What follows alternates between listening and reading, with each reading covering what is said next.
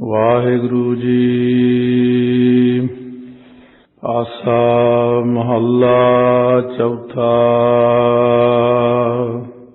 तू करता सचियार मैंडा साईं, जो तौ भावै सोई थीसी, जो तू देह सोई हਉ पाई रहाओ।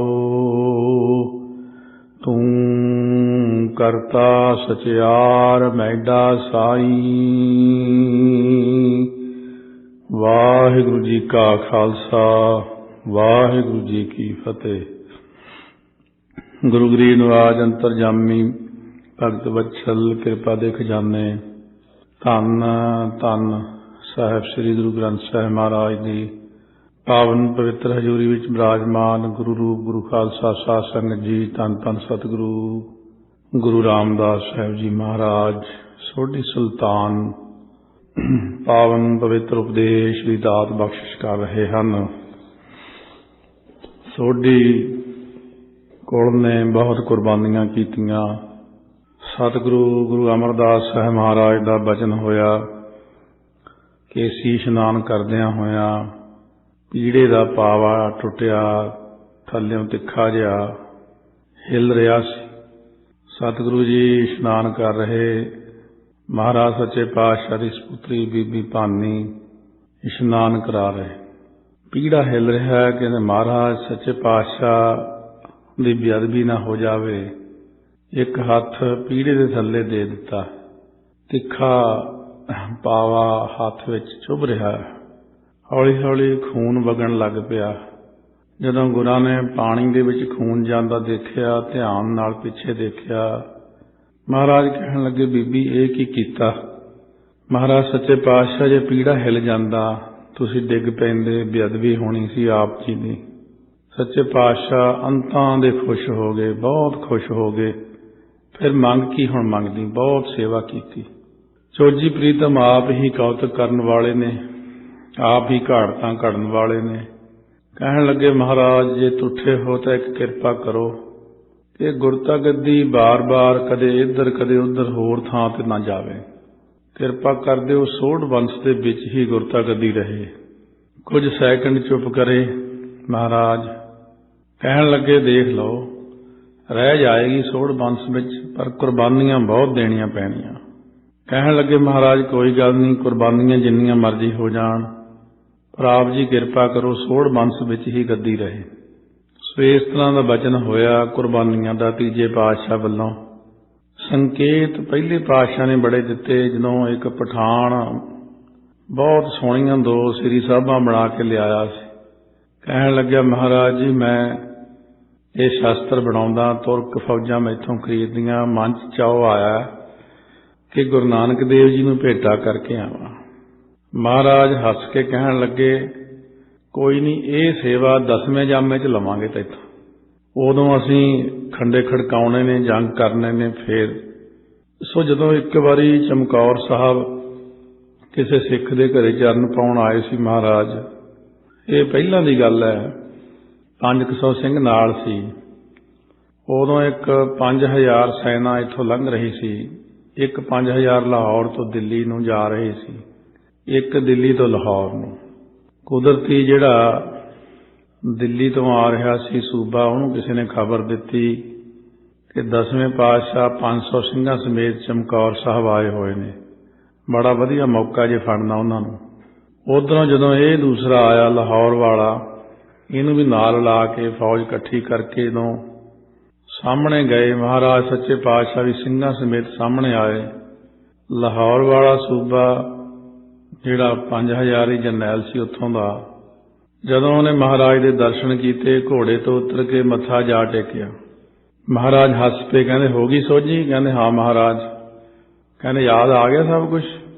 कहंदे हाँ महाराज, जदों पहले सरूप च तुसीं कहा सी कि 10वें सरूप च सेवा लवांगे, उही पठान है मैं, वो बदल गया। कहण लग्या भी मैं तो 10वें पातशाह वालों लड़ूंगा तुहाडे नाल, मैं इन्हां नाल नहीं लड़ना। उत्थे ही सारा कुछ फौजां चलियां गईयां वापस, कोई लड़ाई नहीं हुई। ਸੋ ਇਸ ਤਰ੍ਹਾਂ ਪੰਜਵੇਂ ਪਾਤਸ਼ਾਹ ਤੋਂ ਲੈ ਕੇ ਸੋਢ ਬੰਸ ਦੀਆਂ ਕੁਰਬਾਨੀਆਂ ਪ੍ਰਾਰੰਭ ਹੋਈਆਂ। ਨੌਵੇਂ ਪਾਤਸ਼ਾਹ ਨੇ ਸੀਸ ਦਿੱਤੇ। ਉਹਨਾਂ ਵਿੱਚ ਭਾਈ ਮਤੀ ਦਾਸ, ਭਾਈ ਦਿਆਲਾ ਜੀ, ਭਾਈ ਸਤੀ ਰਾਮ ਜੀ ਸ਼ਹੀਦ, ਅਤੇ 10ਵੇਂ ਸਰੂਪ ਵੇਲੇ ਮਹਾਰਾਜ ਨੇ ਇਸ ਤਰ੍ਹਾਂ ਬੜੇ ਭਾਰੀ 14 ਜੰਗ ਕਰਕੇ, ਛਿਟਪੁਟ ਜੰਗਾਂ ਤਾਂ ਹੁੰਦੀਆਂ ਹੀ ਰਹਿੰਦੀਆਂ ਸੀ ਮਾੜੀਆਂ ਮਾੜੀਆਂ, ਉਹਦਾ ਤੇ ਗਿਣਤੀ ਕਾਫੀ ਹੈ। ਸੋ ਇਸ ਤਰ੍ਹਾਂ ਮਹਾਰਾਜ ਨੇ ਜੰਗ ਕਰਕੇ ਸੰਸਾਰ ਦੇ ਅੰਦਰ ਦੁਸ਼ਟਾਂ ਦੋਖੀਆਂ ਦਾ ਨਾਸ਼ ਕੀਤਾ, ਜ਼ਾਲਮਾਂ ਦਾ। ਚਮਕੌਰ ਦੀ ਗੜ੍ਹੀ, ਜਿੱਥੇ ਅੱਜ ਮੁੱਖ ਰੂਪ ਵਿੱਚ ਅੱਜ ਵਿਚਾਲੜਾ ਦਿਨ 22 ਤਰੀਕ ਦਾ ਜੋੜ ਮੇਲਾ, ਭਾਰੀ ਇਕੱਠ ਸੰਗਤਾਂ ਦਾ ਠਾਠਾਂ ਮਾਰਦਾ ਹੋਇਆ, ਜਿੱਥੇ ਸੰਗਤ ਲੱਖਾਂ ਦੀ ਗਿਣਤੀ ਵਿੱਚ ਅੱਜ ਸਾਹਿਬਜ਼ਾਦਿਆਂ ਨੂੰ ਅਤੇ 40 ਸ਼ਹੀਦਾਂ ਨੂੰ, ਬੀਬੀ ਸ਼ਰਨ ਕੌਰ ਹੋਣਾ ਨੂੰ ਮੱਥਾ ਟੇਕਣ ਗਏ ਨੇ। ਉਸ ਸਥਾਨ ਤੇ ਜਾ ਕਰਕੇ ਨਮਸਕਾਰਾਂ ਕਰਦੇ ਨੇ ਸੰਗਤਾਂ, ਤੇ ਧੰਨ ਗੁਰੂ ਕੇ ਲਾਲ, ਧੰਨ ਗੁਰੂ ਕੇ ਸਿੱਖ, ਗੁਰੂ ਕੇ ਖਾਲਸੇ ਨੇ ਉੱਥੇ ਕੁਰਬਾਨੀ ਕੀਤੀ ਹੈ। 20 ਲੱਖ ਤੁਰਕਾਂ ਨਾਲ ਜੰਗ ਕੀਤਾ। ਸੋ ਆਪਾਂ ਵੀ ਇੱਥੋਂ ਬੈਠੇ ਹੀ ਸਿਰ ਝੁਕਾਉਂਦੇ ਹਾਂ ਸ੍ਰੀ ਚਮਕੌਰ ਸਾਹਿਬ ਨੂੰ, ਸ੍ਰੀ ਫਤਿਹਗੜ੍ਹ ਸਾਹਿਬ ਨੂੰ। ਥੋੜੇ ਦਿਨਾਂ ਨੂੰ ਛੋਟੇ ਸਾਹਿਬਜ਼ਾਦਿਆਂ ਦਾ ਜੋੜ ਮੇਲਾ ਹੋਵੇਗਾ। ਕੋਈ ਪੰਜਾਬ 'ਚ ਬਚਦਾ ਹੋਣਾ ਸਿੱਖ ਜਿਹੜਾ ਮੱਥਾ ਨਾ ਟੇਕਣ ਆਵੇ, ਛੋਟੇ ਸਾਹਿਬਜ਼ਾਦਿਆਂ ਦੇ ਸਥਾਨ ਤੇ 1 ਮਾਘ ਤੱਕ ਪੂਰਾ ਇਕੱਠ ਰਹਿੰਦਾ। ਮਾਘੀ ਵਾਲੇ ਦਿਨ ਭੋਗ ਪੈਂਦਾ ਜਾ ਕੇ। ਆਓ ਸਤਿਗੁਰੂ ਮਹਾਰਾਜ ਸੋਢੀ ਸੁਲਤਾਨ ਪਾਤਸ਼ਾਹ ਕਿਰਪਾ ਕਰ ਰਹੇ ਨੇ। ਆਸਾ ਮਹੱਲਾ ਚੌਥਾ। ਚੌਥੇ ਪਾਤਸ਼ਾਹ ਮਹਾਰਾਜ ਸਿੱਖ ਨੂੰ ਪਰਮੇਸ਼ਰ ਦੇ ਸਨਮੁਖ ਹੋ ਕੇ ਬੇਨਤੀ ਕਰਨ ਦਾ ਤਰੀਕਾ ਸਿਖਾਉਂਦੇ ਸ਼ਬਦ ਵਿੱਚ ਕਿ ਪਿਆਰਿਆ, ਜੇ ਤੇਰੇ ਅੰਦਰ ਪਰਮੇਸ਼ਰ ਦੀ ਪ੍ਰਾਪਤੀ ਦੀ ਇੱਛਾ ਹੈ ਤਾਂ ਇਸ ਤਰ੍ਹਾਂ ਬੇਨਤੀ ਕਰਿਆ ਕਰ। ਤੂੰ ਕਰਤਾ ਸਚਿਆਰ ਮਹਿੰਡਾ ਸਾਈਂ। ਹੇ ਵਾਹਿਗੁਰੂ ਜੀ, ਤੂੰ ਸਭ ਦਾ ਕਰਤਾ ਭਾਵ ਕਰਨਹਾਰ ਹੈ ਅਤੇ ਸਚਿਆਰ ਸੱਚਾ ਹੈ। ਮਹਿੰਡਾ ਸਾਈਂ, ਮਹਿੰਡਾ ਤੋਂ ਭਾਵ ਮੇਰਾ, ਸਾਈਂ ਤੋਂ ਭਾਵ ਮਾਲਕ। ਤੂੰ ਸਚਿਆਰ ਕਰਤਾ ਹੈ ਮੇਰੇ ਸਾਈਂ ਮਾਲਕ। ਤੂੰ ਅੱਖਰ ਸਤਿਕਾਰਯੋਗ ਹੈ, ਕਿਉਂਕਿ ਤੁਸੀਂ ਕਹਿੰਦੇ ਆ ਤੇ ਬਹੁਵਾਚਕ ਹੋ ਜਾਣ ਕਰਕੇ ਪਰਮੇਸ਼ਰ ਕੇਵਲ ਇੱਕ ਹੈ। ਇੱਕ ਨੂੰ ਤੂੰ ਅੱਖਰ ਹੀ ਵਰਤਿਆ ਜਾਂਦਾ। ਇਹਨਾਂ ਦੋਨਾਂ ਸ਼ਬਦਾਂ ਵਿੱਚ ਦੋ ਆਪਸ ਵਿੱਚ ਫਰਕ ਜਾਣ ਲੈਣੇ ਚਾਹੀਦੇ। ਆਸਾ ਮਹੱਲਾ ਚੌਥਾ ਰਹਿ ਰਾਸ ਵਿੱਚ 11 ਅੰਗ ਤੇ 365 ਅੰਗ ਤੇ ਆਸਾ ਮਹੱਲਾ ਚੌਥਾ ਘਰ ਦੂਜਾ ਇੱਕ ਓੰਕਾਰ ਸਤਿਗੁਰ ਪ੍ਰਸਾਦ ਹੈ। ਸੋ ਇਹਦੇ ਵਿੱਚ ਸਿਰਫ 2 ਟਿੱਪੀਆਂ ਜ਼ਿਆਦਾ ਲੱਗੀਆਂ, ਇੱਕ ਮੰਗਲ ਤੇ ਇੱਕ ਘਰ ਦੂਜਾ। ਜੋ ਤੂੰ ਦੇਹ ਸੋਈ ਹਉ ਪਾਈ, ਤੇ ਆਸਾ ਰਾਗ ਦੇ ਵਿੱਚ ਹੈ ਜੋ ਤੂੰ ਦੇਹ ਸੋਈ ਹਉ ਪਾਈ।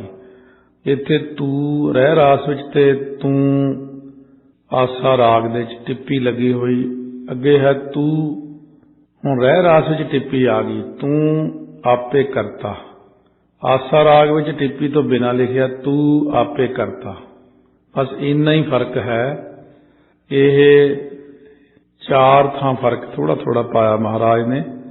ਦੁਬਾਰਾ ਜਦ ਗਿਣਤੀ ਲਿਖੀ, ਦੁਬਾਰਾ ਸ਼ਬਦ ਦੇ ਉਚਾਰਨ ਕਰਕੇ ਫਰਕ 4 ਅੱਖਰਾਂ ਦਾ ਹੈ।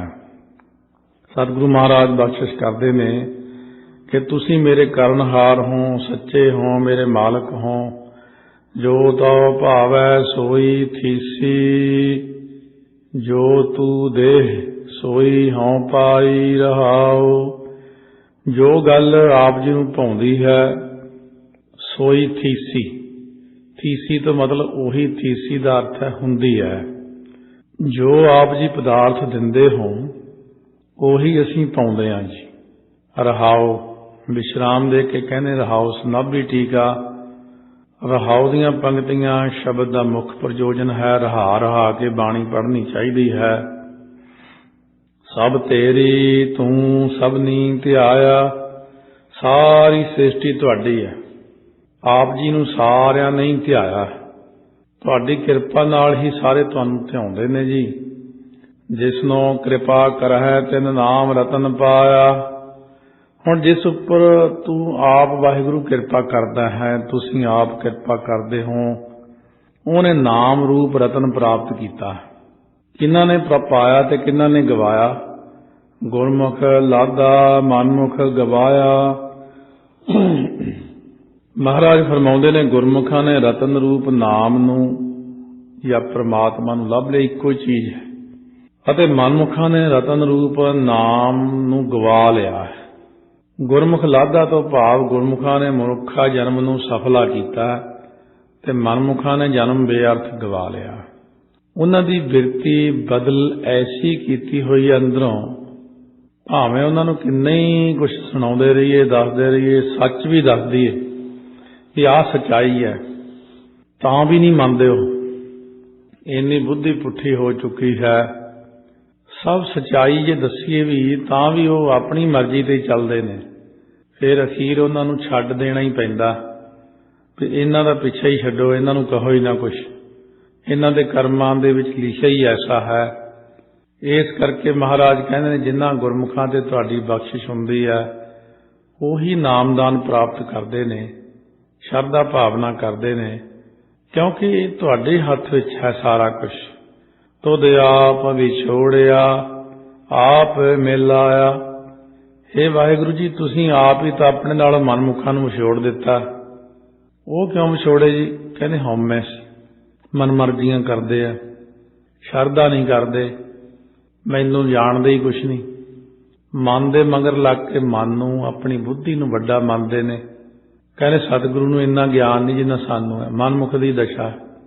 ਇਸ ਕਰਕੇ ਉਹਨਾਂ ਨੂੰ ਅਸੀਂ ਕਿਹਾ ਵੀ ਚਲੋ ਵਿਛੜੇ ਹੀ ਚੰਗੇ, ਤੁਸੀਂ ਦੂਰ ਹੀ ਚੰਗੇ ਹੋ ਸਾਤੋਂ, ਨਰਕਾਂ 'ਚ ਹੀ ਠੀਕ ਹੋ, ਤੁਸੀਂ ਜੂਨਾਂ 'ਚ ਪਏ ਰਹੋ। ਅਤੇ ਗੁਰਮੁਖਾਂ ਨੇ ਆਪਣੇ ਆਪ ਨੂੰ ਸੰਭਾਲਿਆ ਹੈ, ਉਹਨਾਂ ਨੇ ਹਉਮੈ ਦਾ ਤਿਆਗ ਕੀਤਾ, ਉਹਨਾਂ ਨੂੰ ਤੁਸੀਂ ਆਪਣੇ ਨਾਲ ਮਿਲਾ ਲਿਆ। ਗੁਰਮੁਖਾਂ ਨੂੰ ਪਦਾਰਥਾਂ ਨਾਲੋਂ ਵਿਛੋੜਤਾ, ਆਪਣੇ ਨਾਲ ਜੋੜ ਲਿਆ।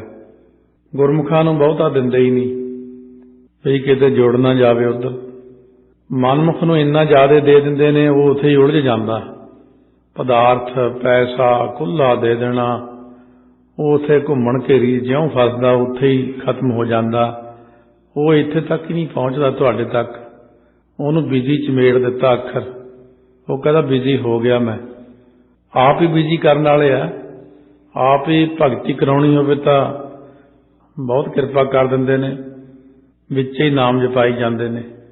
ਕਿਉਂਕਿ ਮਨ ਨਹੀਂ ਕਰਦਾ ਨਾਮ ਜਪਣ ਨੂੰ ਕਿਸੇ ਦਾ, ਇਸੇ ਕਰਕੇ ਉਹ ਬਹਾਨੇਬਾਜ਼ੀ ਕਰਦੇ ਨੇ। ਜਿਹੜਾ ਕੰਮ ਕਰਨਾ ਹੋਵੇ ਆਪਦੀ ਮਰਜ਼ੀ ਨਾਲ, ਉੱਥੇ ਕੋਈ ਨਹੀਂ ਕਹਿੰਦਾ ਕਿ ਮੈਂ ਬਿਜ਼ੀ ਸੀ। ਸਿਰਫ ਗੁਰੂ ਘਰ ਲਈ ਜਾਂ ਕਿਸੇ ਨੂੰ ਨਾ ਮਿਲਣਾ ਹੋਵੇ, ਇੱਕ ਬਹਾਨਾ ਹੈ ਬਿਜ਼ੀ ਸੀ।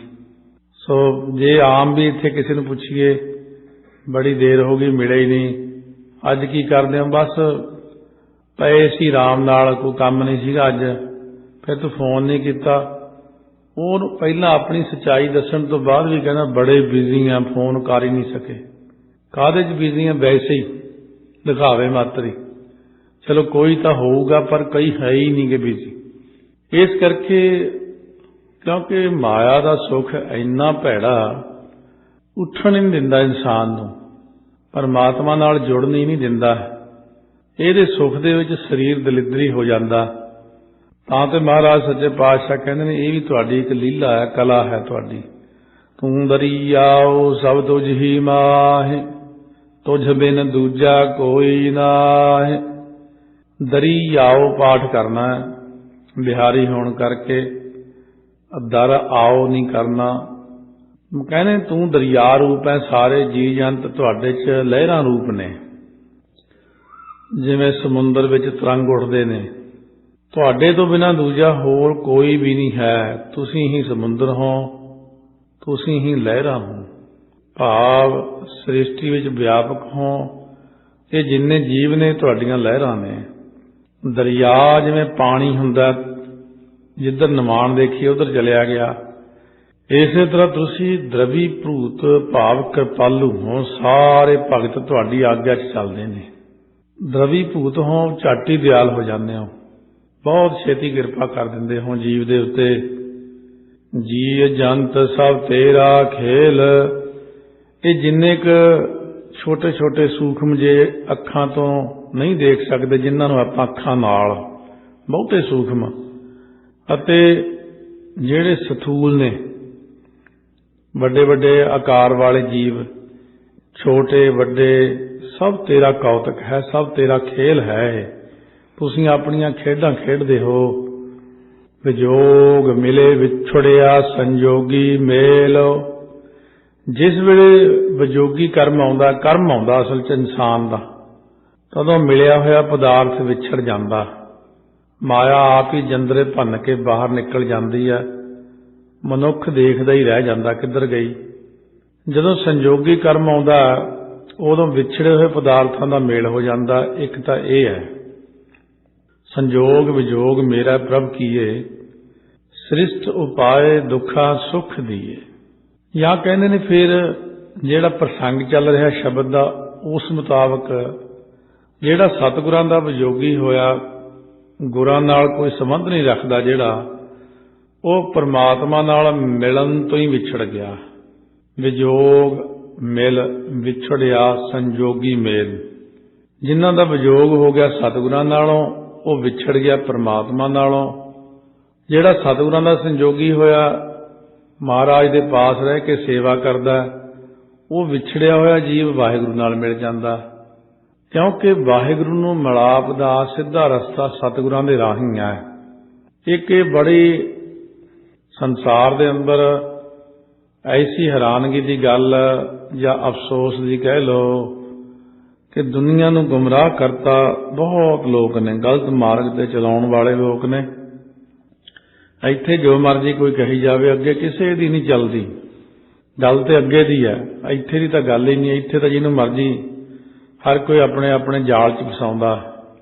ਆ ਨਕਲੀ ਗੁਰੂ ਕਰੋੜ ਕਰੋੜ ਬੰਦਾ ਸਾਂਭੀ ਬੈਠੇ ਆ, ਕੋਈ 5 ਕਰੋੜ, ਕੋਈ 10 ਕਰੋੜ। ਦੇਖ ਕੇ ਉਹਨਾਂ ਨੂੰ ਤਰਸ ਵੀ ਆਉਂਦਾ, ਹਾਸਾ ਵੀ ਆਉਂਦਾ ਵੀ ਦੇਖੋ ਲੋਕ ਵਿਚਾਰੇ ਇੰਨੇ ਅਣਜਾਣ ਨੇ, ਇੰਨੇ ਭੋਲੇ ਨੇ ਵੀ ਪਤਾ ਨਹੀਂ ਇਹ ਕਿਤੇ ਮਨਿਸਟਰੀ ਵਾਲਾ ਕੰਮ ਹੈ ਸੌਖਾ ਜਿਹਾ ਹੀ, ਵੀ ਉੱਤੇ ਵੀ ਇਹਨਾਂ ਦੀ ਚੱਲਦੀ ਹੋਣੀ ਹੈ। ਸਧਾਰਨ ਜਿਹਾ ਇੱਕ ਮਨੁੱਖ ਗੁਰੂ ਬਣ ਜਾਂਦਾ ਹੈ ਦੁਨੀਆ ਦੇ ਅੰਦਰ, ਔਰ ਲੋਕਾਂ ਦੇ ਉੱਤੇ ਐਸੀਆਂ ਗੱਲਾਂ ਦਾ ਪ੍ਰਭਾਵ ਪਾ ਕੇ ਉਹ ਦੁਨੀਆ ਨੂੰ ਗੁੰਮਰਾਹ ਕਰ ਛੱਡਦਾ। ਕਲਯੁਗ ਹੋਣ ਕਰਕੇ ਲੋਕਾਂ ਦੀ ਬੁੱਧੀ ਪੁੱਠੀ। ਸੱਚਾ ਗੁਰੂ ਸੱਚਾ ਨਹੀਂ ਲੱਗਦਾ, ਉਹਨੂੰ ਕਹਿੰਦੇ ਇਹ ਸੱਚਾ ਨਹੀਂ ਹੈ।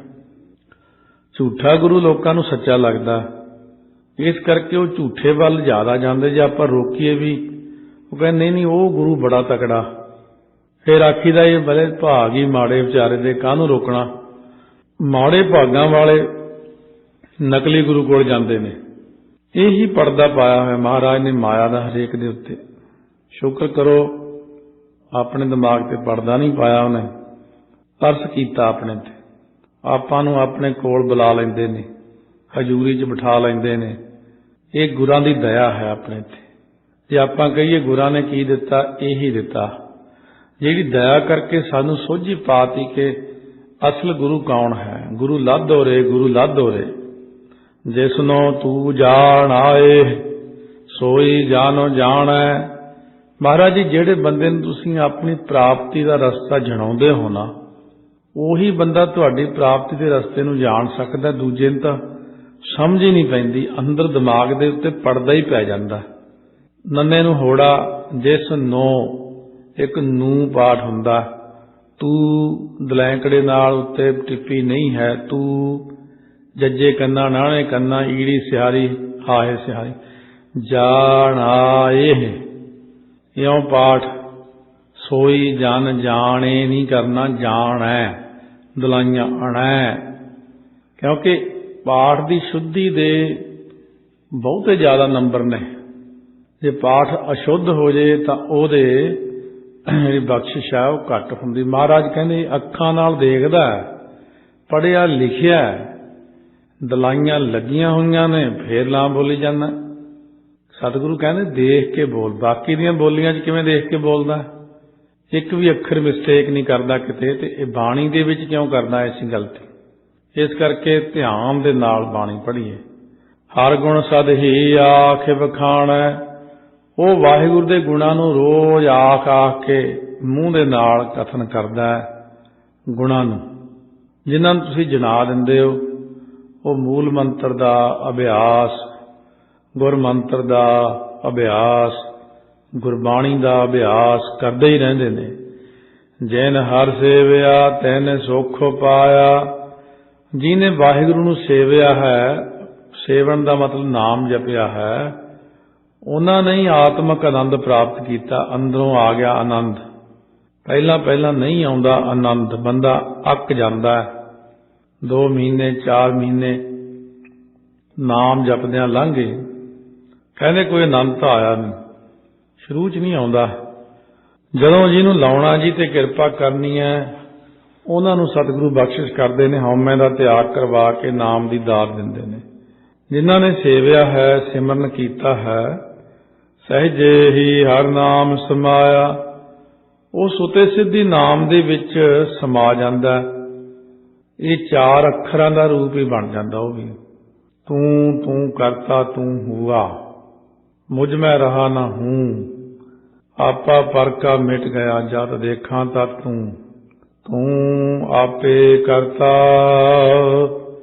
ਤੇਰਾ ਕੀਆ ਸਭ ਹੋਏ। ਹੇ ਵਾਹਿਗੁਰੂ ਜੀ, ਤੁਸੀਂ ਆਪ ਹੀ ਸਾਰੇ ਕਰਤੇ ਹੋ, ਰਚਨਹਾਰੇ ਹੋ ਸ੍ਰਿਸ਼ਟੀ ਦੇ। ਸ੍ਰਿਸ਼ਟੀ ਦਾ ਰਚਨਹਾਰ ਆਪ ਹੀ ਹੈ। ਤੁਹਾਡਾ ਕੀਤਾ ਹੋਇਆ ਸਾਰਾ ਹੁੰਦਾ ਹੈ। ਪੈਦਾ ਕਰਨਾ, ਪਾਲਣਾ ਕਰਨੀ, ਮਾਰਨਾ, ਲੇਖ ਲਿਖਣੇ, ਕਿੰਨੀ ਸ੍ਰਿਸ਼ਟੀ ਦੇ ਲੇਖ ਲਿਖਦੇ ਹੋਣੇ ਹੈ। ਸਮਰੱਥ ਪਰਮਾਤਮਾ।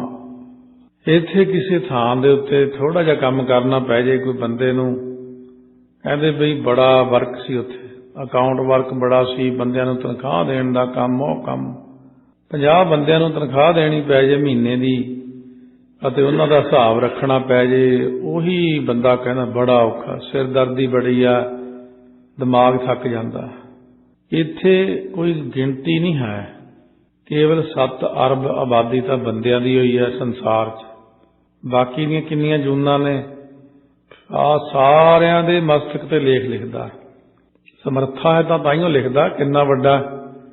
ਫਿਰ ਸਾਰਿਆਂ ਨੂੰ 3 ਟਾਈਮ ਰੋਟੀ ਦੇਣੀ, ਸਾਰਿਆਂ ਨੂੰ ਦੇਖਣਾ ਹਿਸਾਬ ਕਿਤਾਬ, ਕਦੋਂ ਇਹਨੇ ਜਨਮ ਕਦੋਂ ਲੈਣਾ, ਇਹਨੇ ਕਦੋਂ ਆਉਣਾ ਵਾਪਸ, ਕਿੱਥੇ ਅੱਗੇ ਜਾਣਾ, ਕਿਹੜੀ ਜੂਨ 'ਚ ਪੈਣਾ, ਕਿਹਨੇ ਮੁਕਤ ਹੋਣਾ।